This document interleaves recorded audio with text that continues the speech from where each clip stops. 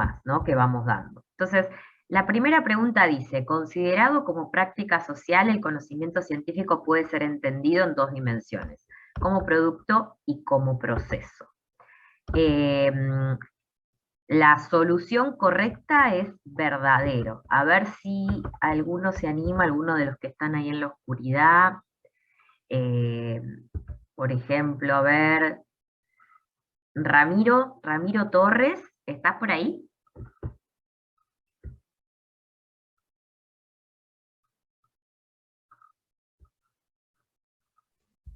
Profe, sí. Bien, Ramiro, Igual sí. es el nombre de mi papá, no me había dado cuenta. Perdón. Ahí lo Te lo cambié. podés cambiar si querés, pero Sí, ahí lo cambié. yo lo tengo habilitada la función. Pero, perdón, ¿cómo es tu nombre? Mariano, Mariano. Mariano, ¿cómo contestaste vos esta? verdadero. Sí, ¿y por qué pusiste verdadero? No te sabría decir. ¿Qué quiere decir que el conocimiento científico es un producto y un proceso al mismo tiempo, ¿no? Vamos a hablar en términos económicos, ¿no? ¿Qué puede ser el producto de un proceso de producción? Un ejemplo mm, cualquiera. De un proceso de manufactura, por ejemplo. em,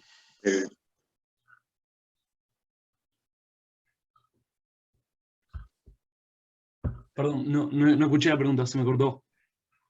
¿Qué podría ser un ejemplo, ¿no?, de un producto, ¿no?, de un proceso de manufactura? ¿Qué se puede producir en una industria que vos tengas un resultado X? ¿Qué cosas Una podría mesa, ser? por ejemplo. Una mesa, por ejemplo, ¿no? La mesa es el producto, ¿no? Y el proceso implicaría, bueno, que empieza con una materia prima, que es la madera, ¿no? No sé, los clavos, ¿no? Que hay una mano de obra o que hay un montaje, ¿no?, donde se van armando las distintas partes, ¿no? Entonces tenemos el producto y tenemos el proceso que implica cómo se hace ese producto, ¿no? En este caso lo que dice es que el conocimiento científico tiene dos dimensiones, ¿no?, en relación a las prácticas sociales. Por un lado es un producto, como la mesa, ¿no? El producto serían las teorías científicas, y por otro lado es un proceso, ¿no? Es decir, todos esos pasos que, en el ejemplo de cómo se produce una mesa, ¿no?, pasa la madera, el pedazo de madera, el árbol, ¿no?, hasta que se convierte en una mesa. Entonces, lo que dice la consigna es que como práctica social, es decir, entendido el conocimiento científico como parte de otras prácticas sociales, por un lado tenemos los productos, que son las teorías científicas, pero por otro lado tenemos un proceso, ¿no?, que es cómo se va haciendo ese producto, que en el ejemplo que vos dabas es una mesa y en el ejemplo de las ciencias sociales es una teoría científica, por ejemplo, ¿no? La configuración social en la cual están inmersas las ciencias hace que ese producto tenga distintas características, ¿no? Bueno, en nuestro contexto actual, productos que usamos todos los días, o por ejemplo bienes de consumo, ¿no?, qué sé yo, tienen que ver con las necesidades, con la demanda, ¿no?, de la sociedad. Y lo mismo pasa con la ciencia, ¿no? Aquellos condiciones, ¿no?, que hacen al proceso de producción científica, ¿no?, cómo se establece la metodología de investigación, qué cosas es interesante investigar o es importante para la sociedad que la ciencia investigue, dependen, ¿no?, justamente de cómo es esa trama social. Entonces, en qué momento de la historia, qué problemas son importantes, por ejemplo, en las ciencias sociales, en la economía, ¿no? ¿Qué problema sería interesante investigar hoy en día, ¿no?, que demanda de un producto científico, Tomás? ¿Qué tema te parece como que sería interesante que se produzca conocimiento, por ejemplo, en la economía sobre ese tema? La pobreza, profe. La pobreza, muy bien, ¿no? No sé, la inflación, ¿no? No sé, las condiciones del empleo en este contexto post-pandemia, ¿no? Todos esos son temas que demanda de alguna manera la estructura social, ¿no?, la manera en que estamos insertos en la sociedad. Entonces, el producto que van a ser teorías, ¿no?, sobre cuáles son, por ejemplo, las características del empleo, cómo entender, ¿no?, las variaciones en la inflación en nuestro mundo post-pandémico o todavía de pandemia, no sé en qué estado estamos, ¿no? Todo eso es está determinado, ¿no? El proceso de producción está determinado por las demandas sociales, y los productos también, ¿no? Entonces, vemos que en la ciencia están estas dos dimensiones, y nosotros lo vamos a entender el conocimiento científico a partir de estos dos aspectos, ¿no? Por eso decimos, y es verdadero, que la ciencia como práctica social es un producto, pero también es un proceso, ¿no? Porque está condicionado por las características del contexto en donde se produce el conocimiento científico. ¿Se entiende cuál era el punto de la pregunta? Sí, profe. Sí, profe. Sí, profe. Perfecto. La número 2. La navegación, la industria y la guerra fueron transfiguradas por los avances que produjo la ciencia moderna, ¿no? ¿De qué habla? Es verdadero, ¿no? La afirmación es verdadera. Cuando tienen una afirmación así, verdadero o falso, solamente tienen que considerar si lo que dice ahí es verdadero o no. ¿Quién se anima a contestar esta? ¿Por qué es verdadero esto?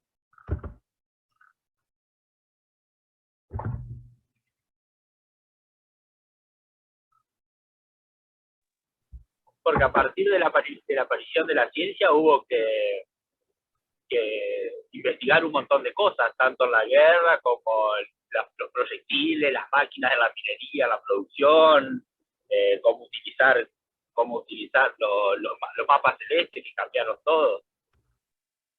Muy bien, excelente, ¿no? Es decir, en el contexto en el que surge la ciencia moderna, que es lo que decía Agustín, ¿no? Que es un contexto en el cual Europa se estaba expandiendo, estaba estableciendo su sistema de dominación colonial, la ciencia se puso al servicio en muchos sentidos y estuvo motivada, ¿no? Por el desarrollo tecnológico, ¿no? En todos estos aspectos que le eran útiles a, bueno, en la Europa del momento en la cual estaba inserto, ¿no? Ese nuevo conocimiento científico. Tiene que ver también con...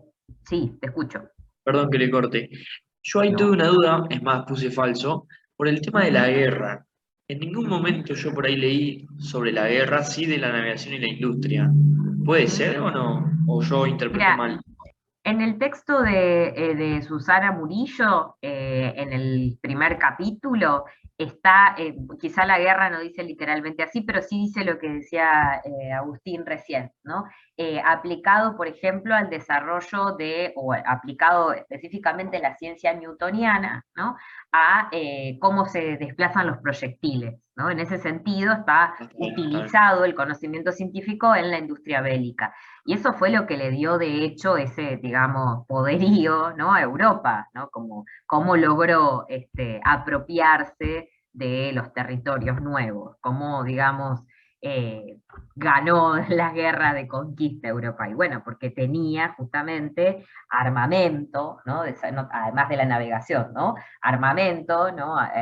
Que tenía que ver con el desarrollo bueno, con la utilización, por supuesto, de la pólvora, ¿no? Y el desarrollo de la física aplicada al movimiento de los proyectiles, ¿no? Eso era algo que los pueblos originarios, por ejemplo, de América no tenían todavía, ¿no? Y eso le dio la ventaja militar a Europa. En ese sentido fue aplicado a la guerra. Sí, no dice literalmente a la guerra, pero sí a los proyectiles y a las armas, ¿no? ¿Se entiende esto? Genial, profe, gracias. Profe, Sí. o sea, se puede decir que en realidad fue gracias a esos avances que tuvo la ciencia, o sea, por ejemplo, eso que decís de la pólvora, de las armas, o de distintas formas de hacer industria y eso, o sea, que gracias a eso Sí. se configuraron esos ámbitos, digamos. Sería esa la respuesta. Claro, o sea, lo que nosotros queríamos señalar aquí de la relación entre el conocimiento científico y las condiciones, digamos, en las cuales surge la ciencia moderna entre el siglo XVI y XVII, es que, por un lado, el conocimiento se aplica para, digamos, contribuir a esta ventaja que tenían sobre todo los países europeos sobre las colonias, por un lado, y bueno, también lo utilizaban para pelearse entre ellos, ¿no? Pero bueno, por un lado se aplica a eso, se aplica al modo de producción, ¿no? Pero también está motivado porque los conocimientos científicos son dirigidos, ¿no? Al desarrollo técnico, ¿no? Especialmente si ustedes piensan en la revolución industrial, ¿no? El desarrollo, por ejemplo, de la máquina a vapor, ¿no? Ese es un esfuerzo, digamos, de ingeniería que lo que hace es aplicar el conocimiento científico que había hasta ese momento, ¿no? Sobre todo lo que era la incipiente termodinámica, ¿no? El desarrollo la ciencia del calor, digamos, a una herramienta de producción. Entonces, al mismo tiempo, el conocimiento científico produce avance técnico y en ese sentido favorece a, no sé, la preeminencia del capitalismo, a la dominación de Europa sobre los pueblos conquistados, pero al mismo tiempo es al revés, ¿no? Es como el avance del capitalismo el que hace que la ciencia se aplique a el descubrimiento o a la invención de tecnología, ¿no? Es como doble, no es que necesariamente va para un lado, que la ciencia produjo el avance del capitalismo, sino que también el avance del capitalismo produjo desarrollo tecnológico y conocimiento científico que estaba determinado por los objetivos de ese contexto, ¿no? Hoy en día, por ejemplo, si ustedes lo piensan en relación al tema del COVID, ¿no? La celeridad con la que se desarrollaron las vacunas, ¿no? que ahora están permitiendo que volvamos a situaciones más de normalidad, tienen que ver, por un lado, con que la ciencia ya estaba muy desarrollada, ¿no? La ciencia, qué sé yo, la epidemiología, la biología molecular, etcétera, estaban muy desarrolladas en el momento en que ocurre la pandemia. Pero además que están presionadas por las condiciones contextuales que son, bueno, hay una emergencia económica y social y sanitaria que empuja que el conocimiento científico se desarrolle más rápido, ¿no? Si ustedes buscan en la historia de la ciencia, es de las vacunas que más rápido se desarrollaron en la historia de la humanidad, ¿no? Las vacunas contra otras epidemias tardaron años en desarrollarse, desde que existen las vacunas, ¿no? Como por ejemplo el caso de la, ¿cómo se llama? La varicela, o el caso de no me sale el nombre de esta otra enfermedad que dejaba a los chicos paralíticos. Oh, estoy quemado, perdón. Bueno, ya me va a salir. Bueno, todos esos otros ejemplos de vacunas que lograron, digamos, erradicar enfermedades, tardaron muchísimo más tiempo. En nuestro caso tiene mucho que ver con la presión que implica económica y socialmente, ¿no? la aparición de este virus. Entonces, por un lado, la ciencia se desarrolla, digamos, a partir de un mecanismo interno, ¿no? Que hace que se amplíen los conocimientos, se profundicen, se abandonen teorías y se acepten otras. Pero por otro lado, también está presionada o sus objetivos están determinados, mejor dicho, por el contexto social, ¿no? En ese sentido decimos que la industria, la navegación y el arte de la guerra o la aplicación de la ciencia al desarrollo de armamento estuvo motivada y al mismo tiempo favoreció ciertos elementos, ¿no? de la sociedad capitalista, colonial, en la que surge la ciencia moderna. ¿Se entiende esto? Sí, profe, gracias. Nada. Bien, la número 3. Desde el punto de vista de la historia externa de la ciencia en la modernidad se dieron condiciones que posibilitaron el surgimiento de las ciencias sociales. Esta es verdadera, la voy a explicar yo rápidamente porque por ahí no lograron captar lo que significa historia externa, y recuerdo que en la clase que di yo, no sé si Andrea lo retomó esta semana, no hice esta distinción entre historia interna y historia externa de la ciencia, que sí está en el apunte de clase de presentación. Quiere decir lo siguiente, ¿no? En la historia de la ciencia podemos considerar, esto que decía hace un momento, que hay características que son internas al desarrollo científico. Por ejemplo, cuestiones que tienen que ver con el método científico, ¿no? Que ciertos procedimientos, ¿no? Ciertos protocolos, ¿no? son más útiles que otros para elaborar conocimiento científico, son cosas que más que nada dependen de la actividad de la comunidad científica para adentro, digamos. La historia externa de la ciencia es todo eso que veníamos diciendo recién, todas las condiciones históricas, sociales, políticas, de relaciones de poder que determinan el ejercicio de la ciencia, ¿no? Qué sé yo, en el ejemplo del COVID, en el contexto de la pandemia, ¿no? La epidemiología, la biología, ¿no? Incluso todo lo que era el instrumental técnico para ver cosas muy pequeñas como los virus, o todo el desarrollo de la genética, ¿no? No sé si saben que bueno, otra cuestión que muestra, ¿no? cómo el avance de la ciencia fue muy acelerado en este contexto, es que muy rápidamente se empezó a secuenciar el genoma del virus, ¿no? De hecho, Argentina fue uno de los primeros países que logró secuenciar, aunque sea una parte de este genoma, y hay cientos o miles de secuenciaciones del genoma, que son los que permiten detectar esto de las variantes, ¿no? De las variaciones, y en todo caso ir pensando cómo se puede, digamos, atajar la cuestión del contagio en función de cómo se va modificando, ¿no? La estructura genética del virus, sobre todo la estructura genética de esa coronita que tiene afuera, que es la que hace que sea tan contagioso.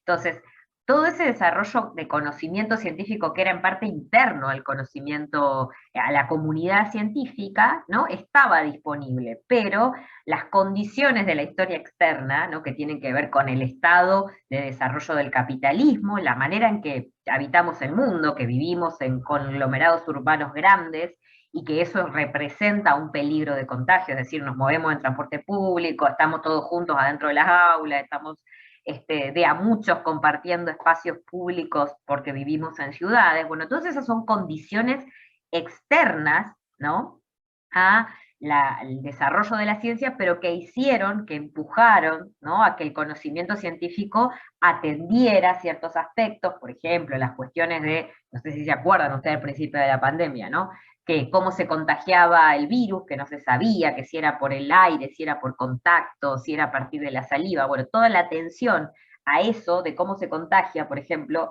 no hubiera sido un problema si viviéramos como en aldeas pequeñas y bastante aisladas, ¿no? Vivimos, en general, la población del mundo vive en ciudades, en conglomerados urbanos de mucha gente. Entonces, esas condiciones externas hicieron que la investigación científica tomara un rumbo que no hubiese tomado en otras condiciones. Eso es un ejemplo, ¿no? Entonces, ¿qué es la historia interna de la ciencia? La que tiene que ver con el desarrollo dentro de la comunidad científica, ¿no? Dentro de lo que va haciendo a la actividad científica de investigación, teórica, etc. La historia externa tiene que ver con las condiciones históricos, sociales, culturales, políticas, ¿no?, en los cuales se va dando el desarrollo científico, ¿no? La historia externa de la ciencia de la modernidad, o sea, de la ciencia moderna, tenía que ver con todo este contexto de expansión del capitalismo, expansión territorial de Europa, ¿no? Las formas de organización política que se fueron dando en Europa, que ustedes fueron viendo en las primeras partes de la materia, eso todo es la historia externa, ¿no?, de la ciencia.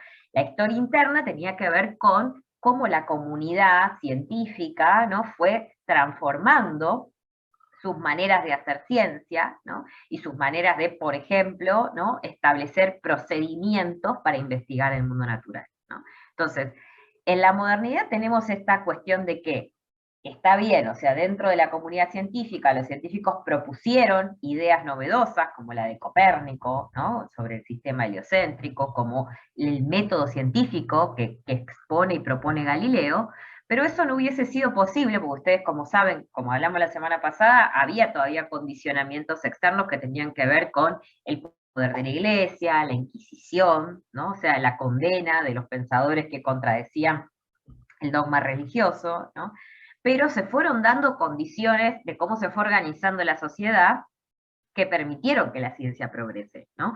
Porque si el dominio de la Iglesia hubiese continuado como estaba en el medioevo, entonces no hubiese sido posible el desarrollo de la ciencia moderna, ¿no? Si hubiese ejercido ese tipo de dominación que además fundamentaba el poder político de los reyes, el poder, digamos, la legitimidad del gobierno, esas formas de gobierno, entonces no hubiese sido posible que se desarrolle la ciencia. Pero el ascenso de la burguesía, la proliferación del capitalismo, todo eso fueron condiciones que posibilitaron que la ciencia se desarrolle de la manera en que más o menos la entendemos hoy, ¿no? Ese elemento que yo señalaba varias veces, que es la que llamamos laicización de la cultura, es decir, que la cultura se hace laica progresivamente, que se separan la Iglesia y el Estado, ¿no?, que las universidades empiezan a sustraerse del dominio de la Iglesia Católica. Acuérdense que durante el medioevo las universidades eran de la Iglesia, no eran instituciones públicas como las conocemos hoy en día. Bueno, todo ese proceso de laicización de la cultura, de aparición de instituciones científicas, como el ejemplo de la Royal Society en Inglaterra, ¿no?, es una sociedad que existe hoy hasta hoy en día, la sociedad real, ¿no?, se llama sociedad real, pero que es una institución científica que es la que presidió Newton, ¿no? El surgimiento de esas instituciones que están separadas del dominio religioso fueron posibles por cómo se fue armando la trama social y económica de la modernidad, ¿no? Por eso decimos que hay condiciones de posibilidad en la modernidad que posibilitaron, como vimos la semana pasada, el surgimiento de las ciencias naturales, pero también el surgimiento de las ciencias sociales, que es lo que vamos a ver hoy, ¿no?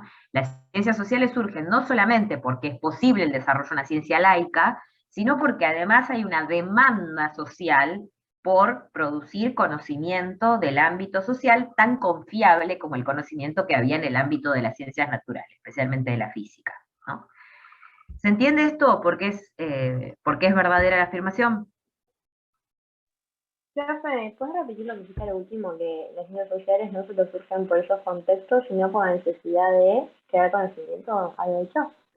Por una necesidad social de generar conocimiento, por una necesidad que tiene que ver con algo que ya vamos a ver en esta clase, que se llama el surgimiento de la cuestión social, ¿no? Que tiene que ver con cómo las sociedades, sobre todo en el siglo XIX, se configuraban de una manera muy inequitativa, ¿no? Si bien ya había repúblicas, ¿no? Ya se habían establecido las repúblicas, y había gobiernos relativamente democráticos en el siglo XIX, o por lo menos ya no monárquicos, había una brecha entre cómo las personas vivían y cómo las revoluciones liberales, que ustedes estudiaron en la primera parte de la materia, decían que esos estados deberían configurarse, ¿no? Los estados modernos se configuraron, piensen en el lema de la Revolución Francesa, para garantizar la igualdad, la libertad y la fraternidad, ¿no? Entre las personas, supuestamente porque los hombres tenemos derecho natural, entonces no tenemos que vivir bajo el dominio de un rey que es un monarca absoluto, sino gobernarnos de manera que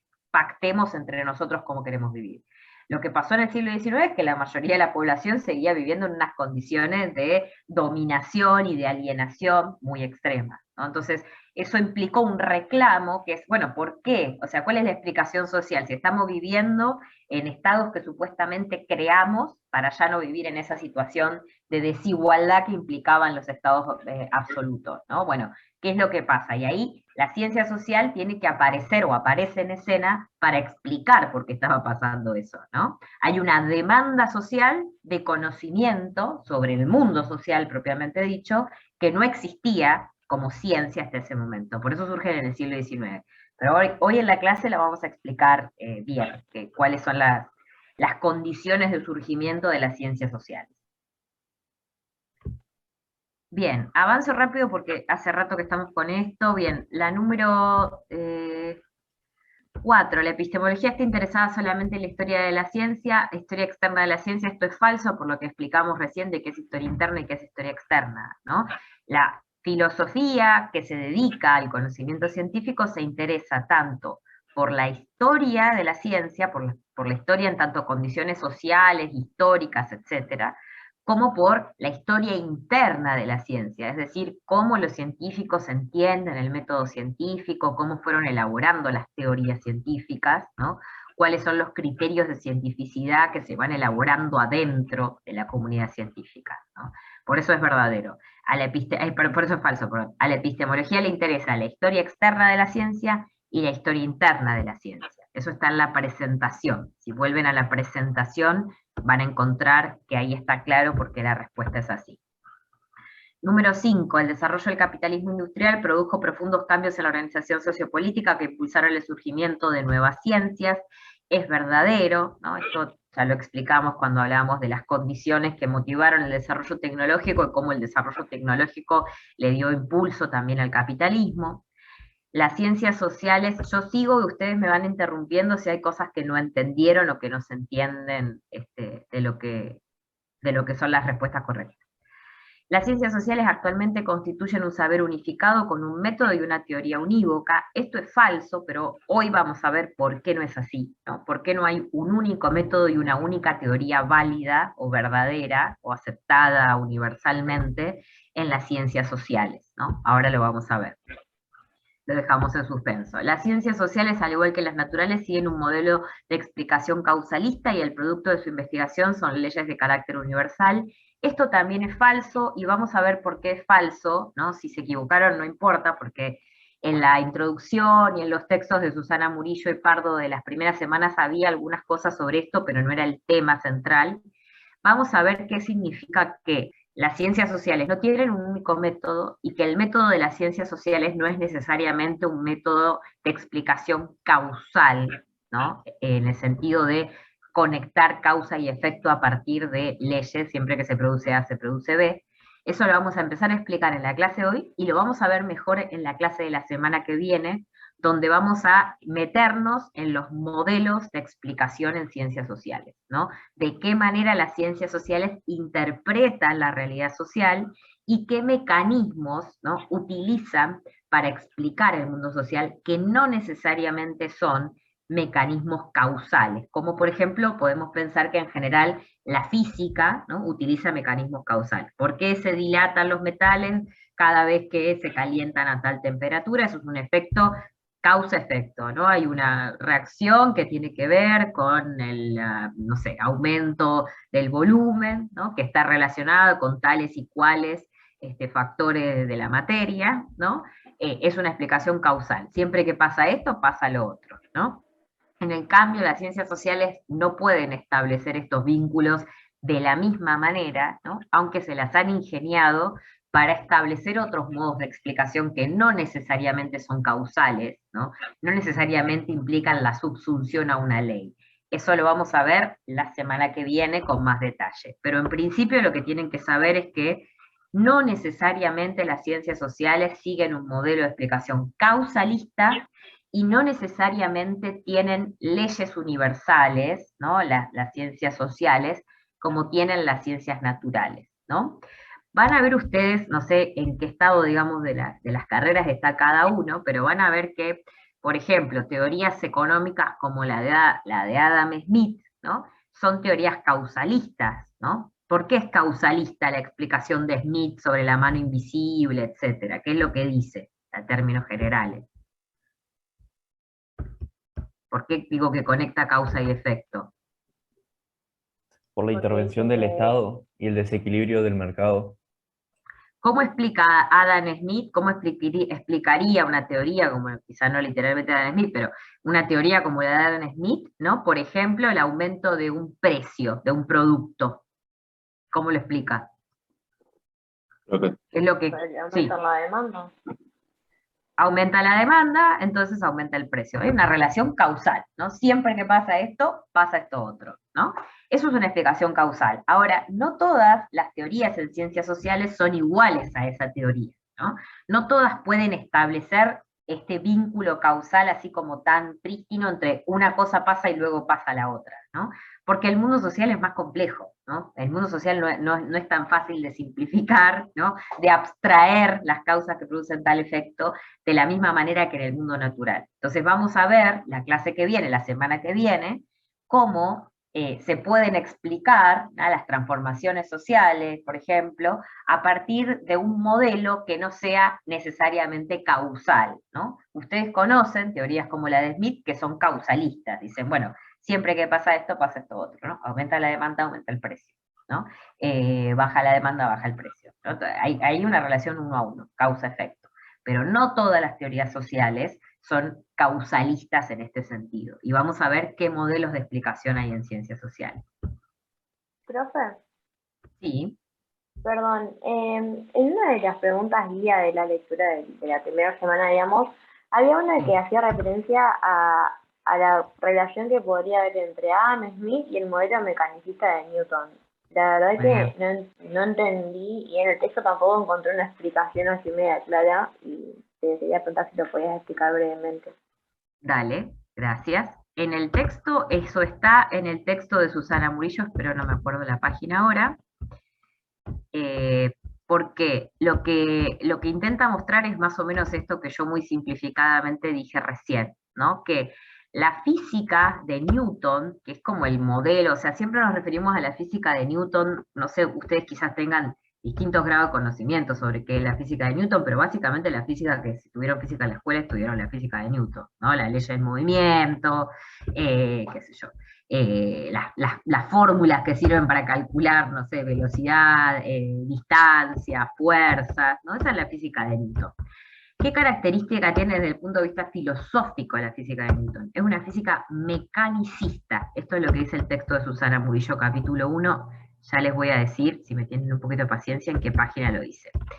¿Por qué es un modelo mecanicista? Porque lo que entiende es que la naturaleza es como una máquina, ¿no? Es decir, una vez que nosotros entendemos cómo funcionan los engranajes de la naturaleza, entendemos, ¿no?, su funcionamiento y lo podemos predecir, lo podemos anticipar, lo podemos explicar, ¿no? Eso es un modelo mecanicista, pensar que la naturaleza funciona como un mecanismo. ¿Por qué la física de Newton es mecanicista? Porque justamente piensa que se pueden formular, y bueno, es muy útil la física newtoniana para eso, se pueden formular, sobre todo en lenguaje matemático, en lenguaje calculable, ¿no?, las relaciones entre distintas variantes del mundo natural, ¿no? Por ejemplo, si yo tengo tal distancia y tal fuerza, tengo tal velocidad, ¿no? Eso es una explicación mecanicista, ¿no? Si a mí me falta un valor en esa ecuación, lo puedo calcular teniendo los otros, ¿no? Es bien mecánico, ¿no? Si yo sé cómo funciona la máquina, puedo entender, ¿no?, qué es lo que va a pasar después. Lo mismo, el mismo modelo, o muy similar, adopta, en términos generales, ¿no?, la teoría de Adam Smith, que era el ejemplo, por ejemplo, que dábamos recién de la relación entre precio de un producto, oferta y demanda, ¿no? Eso es una explicación mecanicista, ¿no? Hay un mecanismo de regulación de la economía, ¿no?, de ese fenómeno social, digamos, que es la economía, que permite explicarlo de manera mecánica, ¿no? Si yo tengo más presión de este lado, entonces no sé, si yo tengo más demanda, entonces aumenta el precio. Si yo tengo menos demanda, entonces baja el precio, ¿no? Es una explicación mecánica, ¿no? Conociendo cómo funciona la maquinaria económica, yo puedo anticipar lo que va a pasar, ¿no? En ese sentido es análoga, o es muy similar a la explicación mecanicista del mundo natural que tiene Newton, ¿no? Esto que decía, bueno, yo tengo fuerza y distancia, puedo calcular, no sé, velocidad de la caída, tengo constantes, o sea, valores que son constantes en la naturaleza, ¿no? Y puedo calcular, no sé, si me falta una de las variables en la ecuación, puedo anticipar cuánto voy a tardar en llegar a Buenos Aires en auto, si sé la distancia y a la velocidad que voy a ir, ¿no? Esa es una explicación mecánica de cómo funciona el mundo natural. Algo muy parecido es lo que hace Adam Smith cuando intenta explicar justamente el mundo social, por lo menos la economía. Eso está, sí, perdón, ya te escucho, le termino de contestar acá a la compañera, está en el PDF, en la página 18, empieza ahí, el problema del movimiento del desarrollo técnico y los límites del mecanicismo. Perfecto, profe, gracias. O sea, sería una relación de la forma de explicar justamente, o sea, sí, tengo el conocimiento de algo, y con ese conocimiento puedo terminar otra cosa, sería así, muy al aire. Exacto. Bien, fíjate que ahí en el número, página 18 del PDF que yo les pasé, ¿no? Dice, entre los siglos XVI y XVIII la ciencia física y el mecanicismo habían llegado a coincidir. Ello implica que un fenómeno no podría ser explicado científicamente e incluso no podía ser ubicado en el campo de las ciencias naturales, salvo en la medida en que pudiese reducirse a fenómenos mecánicos, a esta relación de yo tengo las variables y sé que cuando aumenta una baja la otra, o sé que a tal velocidad, tal distancia, tal tiempo, ¿no? El mecanismo era el modelo explicativo de la ciencia constituida desde el Renacimiento, que había hecho uso de este concepto para liberarse de toda concepción teleológica de la naturaleza, ¿no? De toda interpretación que tenía que ver con causas que no nos son accesibles, que era la manera de entender en el medioevo el mundo, ¿no? Era voluntad divina, designio divino, etcétera, ¿no? Causas finales, causas formales, que era la ciencia aristotélica, ¿no?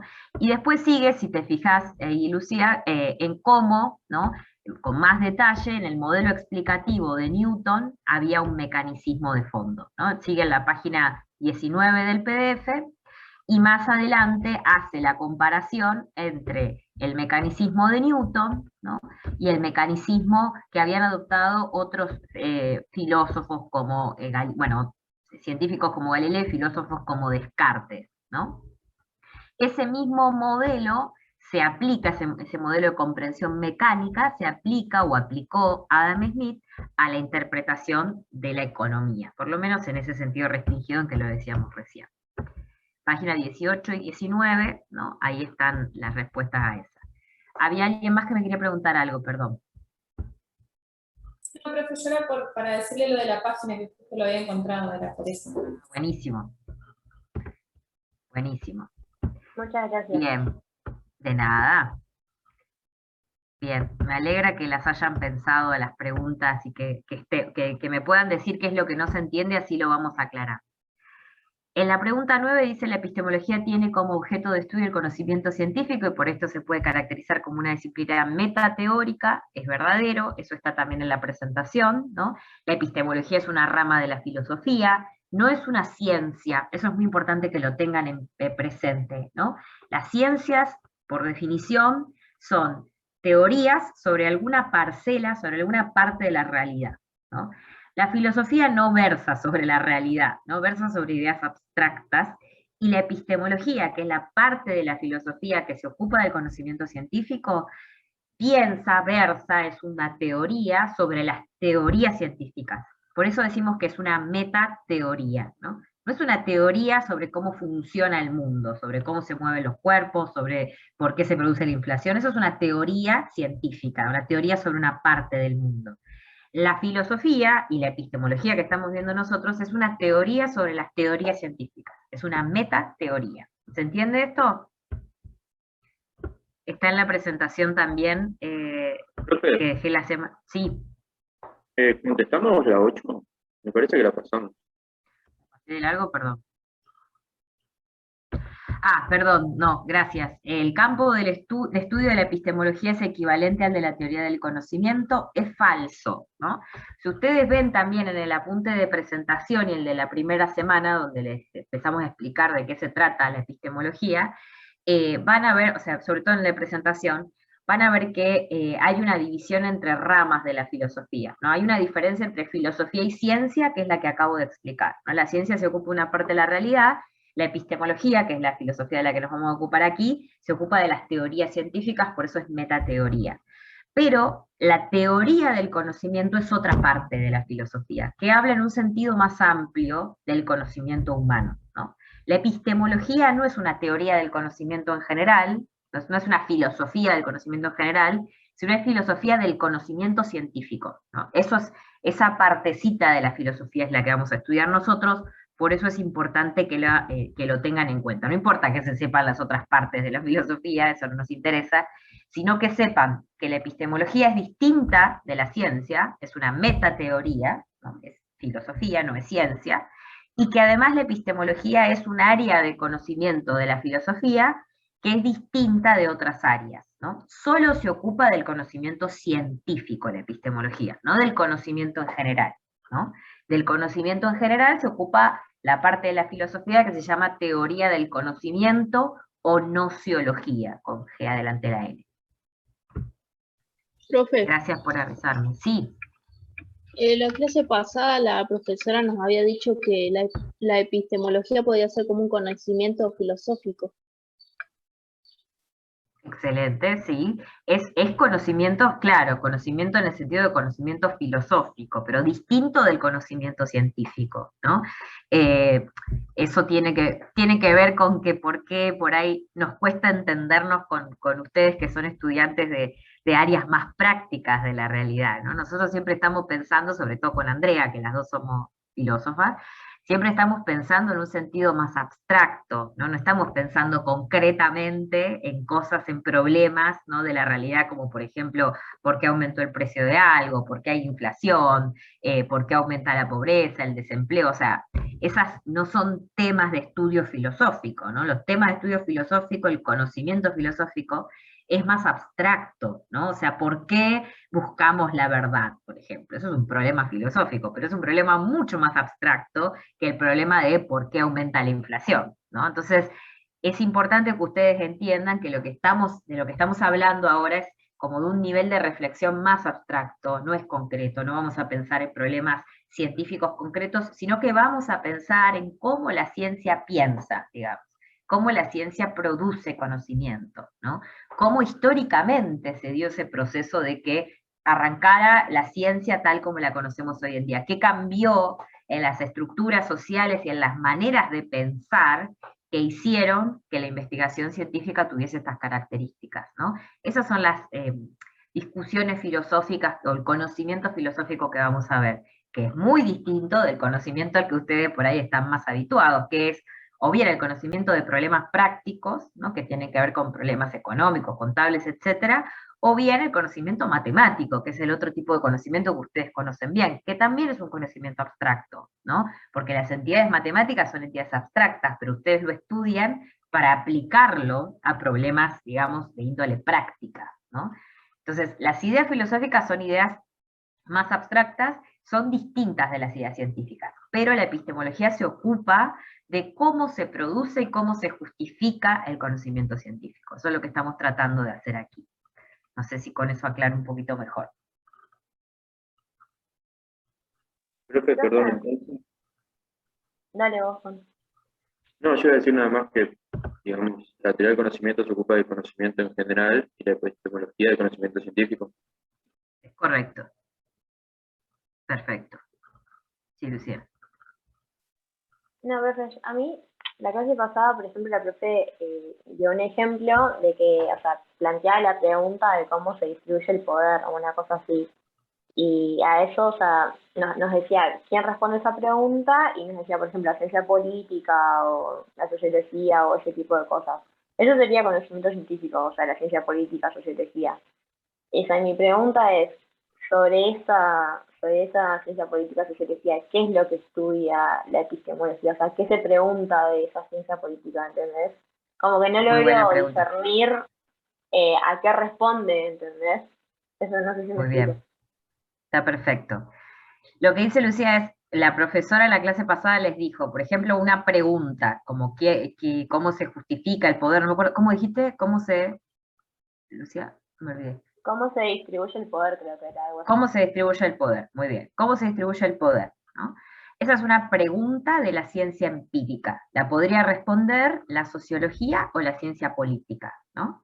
La pregunta filosófica, ¿no? Sobre el poder, que también puede ser una pregunta filosófica, pero más abstracta, ¿no? No cómo se distribuye el poder en nuestra sociedad o cómo, no sé, cómo se distribuye el poder en relación a las clases sociales, ¿no? Qué sé yo.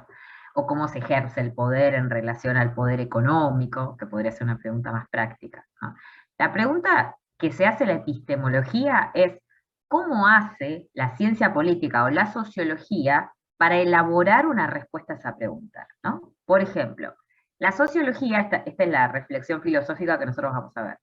La sociología empírica, ¿no? ¿Cómo va a ser para responder a la pregunta cómo se distribuye el poder? Y bueno, va a hacer varias cosas. Va a observar la realidad, va a hacer encuestas, ¿no? Y va a elaborar una hipótesis, ¿no? En base a ese conocimiento del mundo empírico, sobre la respuesta a esa pregunta, ¿no? Y después va a intentar conectar esa hipótesis con esa información empírica que tiene, ¿no? La explicación que puede dar una sociología empírica, una sociología que está, digamos, ordenada al trabajo de campo, de observación, ¿no? De, no sé, estadística, ¿no? Tiene que hacer no solamente encuestas, sino para conocer cualitativamente qué piensa, no sé, un grupo social o cómo se expresa un grupo social sobre la cuestión del poder. Además se tiene que apoyar en estadísticas empíricas que tienen que ver, no sé, con la distribución del ingreso, con la educación, con, por ejemplo, quiénes acceden a cargos públicos, de qué familias proceden, de qué nivel económico, ¿no? El procedimiento que utiliza la sociología para responder esa pregunta, o sea, ¿cómo es? Eso es parte de la pregunta epistemológica, ¿no? Otra parte de la pregunta epistemológica es, ¿qué cosas suponen los sociólogos cuando tratan de responder esa pregunta, ¿no? ¿Qué supuestos se llaman supuestos metafísicos u ontológicos tienen los sociólogos cuando tratan de responder esa pregunta? Bueno, por ejemplo, los sociólogos piensan que existe una cosa como la estructura social, ¿no? Que es un concepto abstracto, ¿no? Pero ese concepto abstracto de estructura social tiene una realidad, ¿no? Para los sociólogos.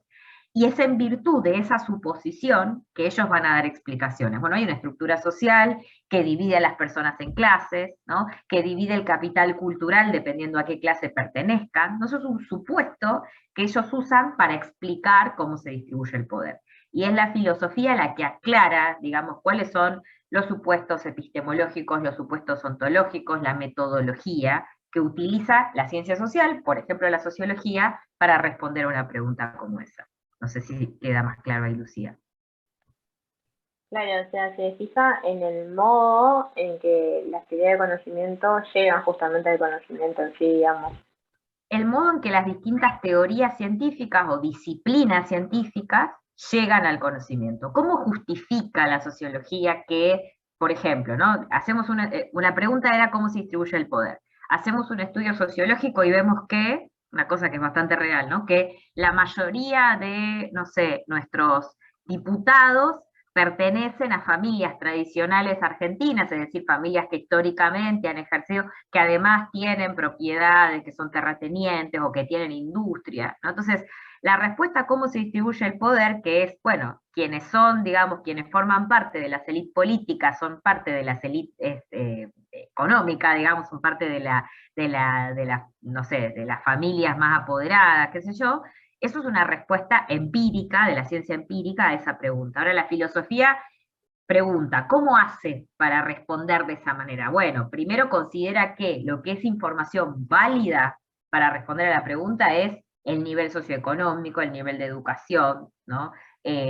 No sé, información sobre la influencia de esa familia en distintos momentos históricos de la Argentina. Bueno, ¿qué información es relevante para una teoría científica? Es algo que la teoría no te dice directamente, ¿no? La teoría te dice, bueno, la distribución del poder tiene que ver con estas variables, ¿no? Ahora, ¿qué supuestos de fondo hay ahí? Por ejemplo, el que decía hace un momento, que hay una estructura social, ¿no? No vemos la estructura social, pero los sociólogos creen que existe la estructura social, ¿no? Y en virtud de ese supuesto, dan explicaciones como esa, ¿no? La distribución del poder tiene que ver con, no sé, variables económicas, culturales, posición social, ¿no? Todo eso depende del supuesto de que existe una estructura social que nos divide, no sé, en clases, en estamentos, lo que sea, ¿no? Esa es la pregunta filosófica. Perfecto, profe, gracias. De nada.